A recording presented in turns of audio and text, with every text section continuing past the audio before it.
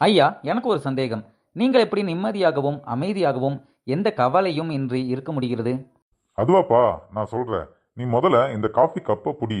எவ்வளோ நேரம் பிடிக்கிறேன்னு பார்ப்போம். ஒரு சாதாரண கப்பு தானே, கொடுங்க பிடிக்கிறேன். 1 மணி நேரம் முடிஞ்சது. 2 மணி நேரம் ஆச்சு, போதுமா? உன் விருப்பம். இதுக்கப்புறம் என்னால் பிடிக்கவே முடியாது. இதோ பார் தம்பி, கோவப்படாத. வெறும் 5 நிமிஷம் தாங்கி பிடிக்க வேண்டிய இந்த கப்பை ஏன் இவ்வளோ நேரம் பிடித்து கொண்டிருந்தாய்?